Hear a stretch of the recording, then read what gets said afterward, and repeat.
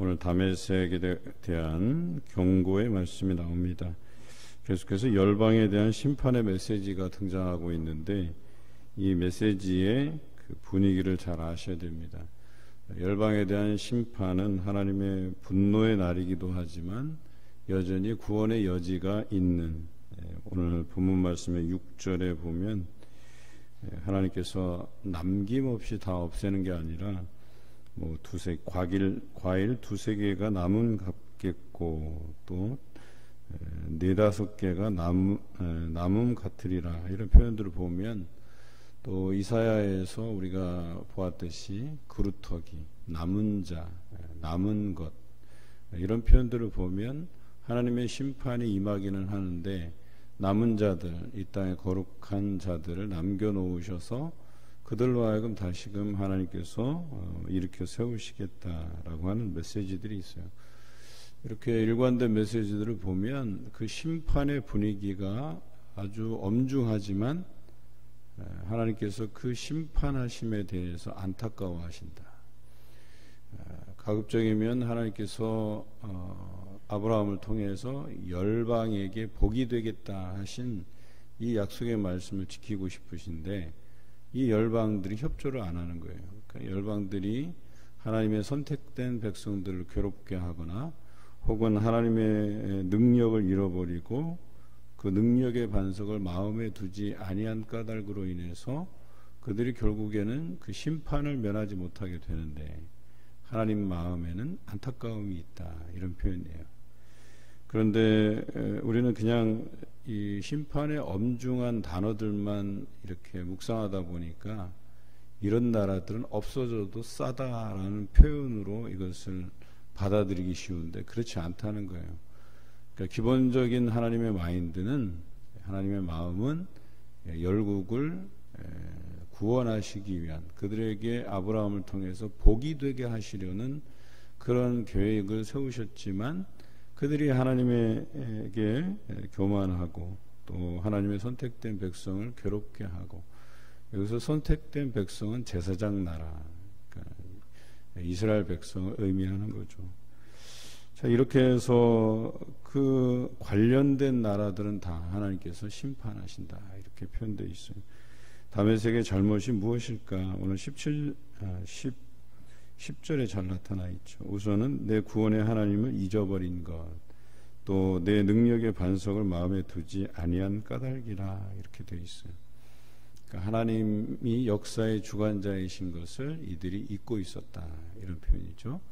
또 하나는 다메섹은 어떤 나라예요? 아람의 수도입니다. 아람은 남유다, 그 위에 북이스라엘, 그리고 북이스라엘과 처음에는 자주 다투었던 아람.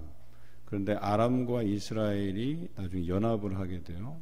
저 북쪽에 있는 아수르라는 나라 때문에 그렇죠. 아수르가 강대해지다 보니까 더 이상 아람과 이스라엘이 다투지 아니하고 동맹을 맺게 돼요. 그리고 남유다에게 동맹을 제안하게 되죠. 그런데 남유다는 히스기야의 앞선 왕인 아하스 왕 때 반대하게 돼요. 그들이랑 동맹을 맺지 아니하고 오히려 아수르에게 조공을 바치기로 하죠. 그때 아람과 북이스라엘의 동맹국이 남유다를 침략하게 돼요. 그때가 아람의 르신 왕, 그 다음에 북이스라엘의 베가라는 왕이 이제 쳐들어오게 되죠. 그러니까 그것부터가 잘못된 거예요. 북이스라엘은 형제 국가인 남유다를 침략한 것이 실수예요. 잘못된 거예요. 그래서 그것에 대한 심판, 또 10절에 나와 있는 것처럼 하나님께서 역사의 주관자이시고 능력이 되시고 구원의 하나님이신 것을 그들이 망각하고 있었다라고 하는 것이죠. 이렇게 해서 다메섹이 하나님께서 망가뜨리시겠다라고 하는데 장차 성읍을 이루지 못하고 무너진 무더기가 될 것이다. 그러니까 도시로 성장하지 못할 것이다. 제국으로 성장하지 못할 것이다.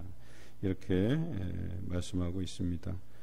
그런데 다메섹에 대한 경고의 말씀인데 2절부터는 아로엘의 성읍들에 대해서 언급되어 있고 3절은 에브라임의 요새, 여러분 우리가 잘 아는 에브라임은 북이스라엘의 가장 유력한 지파잖아요. 가장 큰 지파, 강력한 지파. 그런데 다메섹에 대한 경고를 하면서 왜 이 아로엘은 요단 동편, 그러니까 요단 동편에도 북이스라엘의 지파가 있죠. 그래서 두 지파 반이 이 요단 서편에는 나머지 지파들이 땅을 나누어 가졌고 요단 동편에도 두 지파 반이 위치하고 있었죠. 바로 그 지역이에요. 그런데 그 아로엘의 성읍들이 버림을 당하고 양무리를 치는 곳이 되어 양이 눕되 놀라게 할 자가 없다.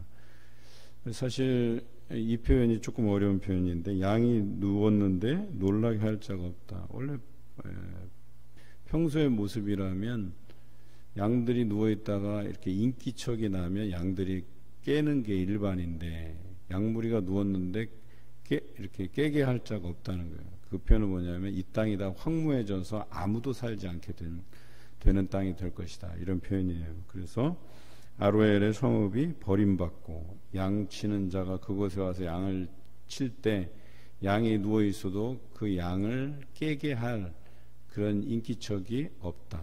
그러니까 그곳에 살 자가 아무도 없다. 뭐 이런 표현이에요. 3절에 보면 에브라임의 요새와 다메섹 나라와 아람의 남은 자가 다 멸절한다 그랬어요. 그러니까 하나님께서 이들이 돌이키지 아니하기 때문에 다 멸절하시겠다 이렇게 표현하고 있습니다. 그래서 4절에 보면 그날의 야곱의 영광이 쇠하고 그의 살진 몸이 파리하리니 이것이 그들이 맞이할 결국이다. 이 야곱의 영광이 쇠하고 이 표현을 우리가 유심히 볼 필요가 있어요. 그러니까 북이스라엘은 이방의 그 여러 종교들, 그러니까 우상들이죠. 우상들이 들어오게 된 통로의 역할을 하게 돼요. 그리고 그 북이스라엘의 조금 더 북쪽에 위치한 아람도 역시나 어때요? 그 우상이 들어오는 통로의 역할을 한다는 거죠. 이것도 그들의 심판의 이유와 무관하지 않다. 그래서 야곱의 영광이 결과적으로는 쇠하게 된다. 그들이 하나님의 선택된 백성이라도 우상을 섬기고 하나님의 능력을 부인하고 하나님의 구원을 잊어버리면 그들이 영광이 쇠하고 결과적으로 심판의 자리에 들어서게 될 것이다 라고 하는 거예요. 여러분 야곱의 자녀들이 그 후손들이 남유다와 북이스라엘을 이루었는데 뭐 처음에는 단일 민족이었다가 나중에 솔로몬 이후에 분열이 되잖아요. 그래도 여전히 그들에게는 하나님의 선택된 백성이라고 하는 이 타이틀은 없어지지 않았어요. 그런데 그런 타이틀을 가지고 있음에도 불구하고 야곱의 영광이 쇠하고 그들을 하나님께서 멸절시키겠다 이렇게 표현한 것을 보면 우리가 이 말씀을 묵상하면서 깨닫는 바가 있어야 돼요. 교회 다닌다고 하면 우리가 가지는 타이틀이 뭐예요? 크리스찬, 기독교인, 교인, 성도 이런 타이틀은 가지고 있다고 봐요. 또 뭐 교회 안 나와도 이전에 뭐 집사 직분을 받았으면 그냥 교인이에요.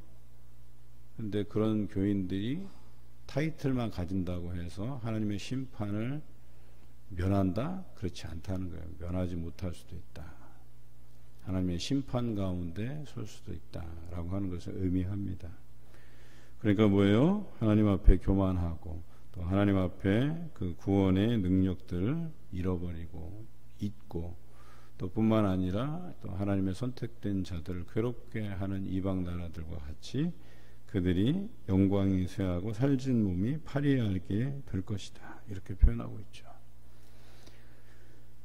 하지만 6절에 어떤 일말의 가능성을 남겨두세요. 그러나 그 안에 죽을 것이 남으리니 남는다 그랬어요. 뭔가가 남는다 그랬어요. 감람나무를 흔들 때 가장 높은 가지 꼭대기에 과일 2-3개가 남을 것이고 무성한 나무의 가장 먼 가지에 4-5개가 남음 같으리라 그랬어요. 그러니까 하나님께서는 남은 자들을 통해서 다시금 어때요? 하나님께로 돌아오게 하시고 또 다시금 그들을 하나님께서 용성케 하시겠다 이런 약속을 주시는 거예요. 어찌 보면 많은 사람들이 그래 다 무너져 내렸는데 다 잃었는데 뭐 그 2-3개 남은 거 4-5개 남은 걸로 뭘 하겠냐 그러는데 하나님께서는 돌들로도 소리 지르게 하시는 분이시다라고 하는 것을 우리가 잊지 말아야 됩니다. 하나님께서는 그들을 통해서도 회복하시겠다. 이게 회복하신다라고 하는 표현이 무슨 나라를 크게 세우시겠다, 물론 이런 뜻도 되겠지만 여기에 근본적인 이 해석은 이래요. 그들을 통해서라도 하나님의 살아계심을 드러내 보이시겠다, 이런 뜻이에요. 그러니까 하나님께 영광을 돌리게 하시겠다, 이런 표현입니다. 그래서 그들의 나라가 망하는 그 와중에서도 그 중에 몇몇을 남겨두어서 이것이 하나님의 역사하심이었구나, 이것이 하나님의 심판이었구나, 결국에는 역사의 주관자가 하나님이시구나 라고 하는 것을 드러내 보이시겠다, 이렇게 말씀하시는 것입니다. 이들의 잘못에 대해서 계속 이제 나오는데요.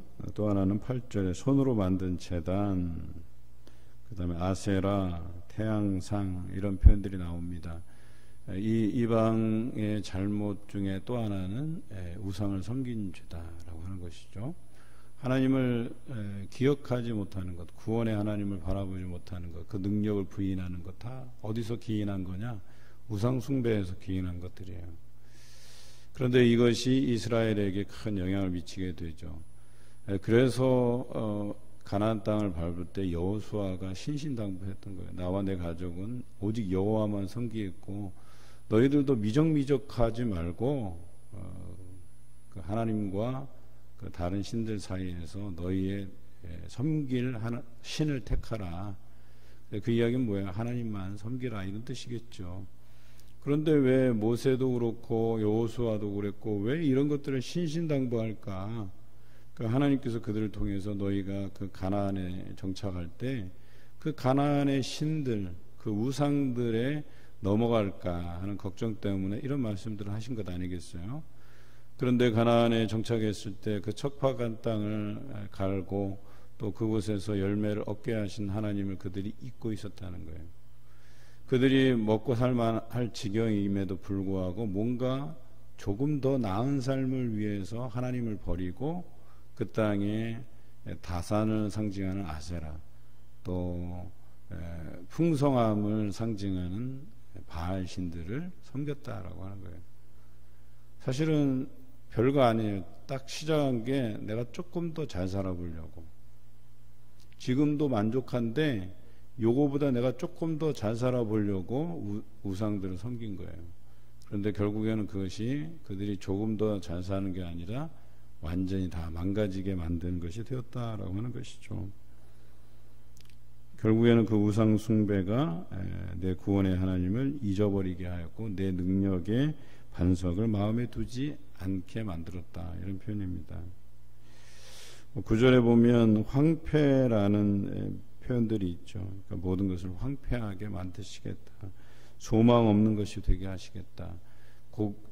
농작물을 심어도 그 씨를 뿌려도 11절 마지막에 농작물이 없어지리라, 하나님께서 다 거두어 가시겠다, 이런 표현이죠.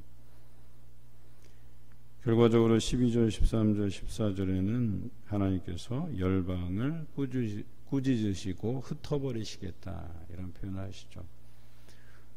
흩어버리다라는 표현들은 우리가 신할 땅에 그들이 바벨탑을 세웠을 때 언어를 혼잡케 하시고 그들을 흩으셨다, 이런 표현이 나오잖아요. 그와 같은 것이에요. 그들이 바벨탑을 쌓은 이유가 뭐예요? 자기 이름을 내려고 라고 성경은 기록하고 있어요. 그러니까 자신을 드러내 보여주고 싶은 거예요. 하나님께 영광을 드려야 되고 역사의 주관자가 하나님이시다라고 하는 그런 칭송, 그런 찬송을 하나님께 올려드려야 될 그들이 우리 이름을 내보자, 이 땅에. 그럴 목적으로 바벨탑을 지었을 때 하나님께서 언어를 혼잡게 하시고 그들을 흩으셨다. 그런 거예요. 오늘 결론적인 거지만 다메섹의 잘못, 열방들이 잘못한 것들은 우상 섬김, 또 하나님의 선택된 백성들을 괴롭게 한 것, 우상 숭배로 인해서 내 구원의 하나님을 잊어버리고 그 능력의 반석을 마음에 두지 아니한 것, 이 세 가지예요. 오늘 우리가 살아가면서 이 세 가지에 빠질 위험성이 있어요. 흔히들 그러잖아요. 지금 뭐 아세라, 바알 뭐 이런 게 없다고 생각하기 쉽지만 그렇지 않아요. 우리는 자녀에 대한 애착을 가지고 있잖아요. 언제라도 아세라와 같은 우상에 빠질 위험이 있어요. 제주도에 가면 도라르방 코를 만지면 뭐 자식을 잘 낳는다 이런 얘기가 있으니까 뭐 기독교인이고 뭐고 없어요. 너도 나도 가서 하루방 코를 만지는 사람들이 얼마나 많은데, 교인들 데리고 가도 교인들도 그거 한번 만져보겠다고 막 이것을 해요. 참나, 그러니까 어이가 없는 거죠, 한마디로. 한순간에 그 열망 때문에 아유 우리 애가 안 생긴다고 그거라도 그냥 만져보겠다는 거예요. 이런 마음들이 우리 안에 얼마나 많은지 몰라요. 그런 집착들이 얼마나 많은지 몰라요. 뭐 크리스찬들이라고 해서 뭐 성경만 보고 기도만 하는 줄 아세요? 전보로도 가요. 그 사람이 크리스찬이라고 떵떵거리면서 다니면서도 TV에서는 무당 굿하고 전보로 다니고 타로 좀 치고 다 해요. 그게 이 가나안에서 하나님의 백성이 우상을 섬기는 것과 무엇이 다르냔 말이에요. 다 똑같은 얘기지. 이런 일들이 벌어지고 있다, 지금도. 또 바알과 같은 풍요로움에 대한 그들의 갈급함이 있다는 거죠. 돈 문제가 그거예요. 돈이 우상이에요, 결과적으로는. 하나님보다 더 중요한 게 돈이라니까요. 제가 고등학교를 졸업하고 이제 대학에 실패하고 한 6개월 동안 두산기계라고 하는 그때는 뭐 꽤 큰 회사였었어요. 근데 저는 정식 직원이 아니라 이제 외주로 들어가서 일을 하는데 이렇게 돼 있어. 임금이 월, 화, 수, 목, 금 이때는 100%, 그 다음에 야근을 하면 150%, 수당이 150%가 되고, 심야로 가면 200%가 되고, 토요일 출근하면 150%가 되고, 주일날까지 출근하면 또 200%가 붙고, 뭐 이런 게 있어요. 그러니까 정식 직원은 그렇게 일할 필요가 없어요. 그런데 외주는 그런 거라도 하면 돈을 좀 더 많이 받으니까 사람들이 쉼 없이 일해요. 그래서 토요일날 야근까지, 심야 작업까지 하면 10시에 끝나요. 밤. 심지어는 주일까지 해서 수당 200%를 받는 거예요. 3만 원 일당이면 주일날까지 근무하면 3만 원이 아니라 6만 원이 되는 거예요. 솔깃하죠. 그러니까 믿는 사람들도 주일날 예배 드리는 게 아니라 출근하는 거예요. 돈 때문에. 그런 일들이 얼마나 잦은지 몰라요.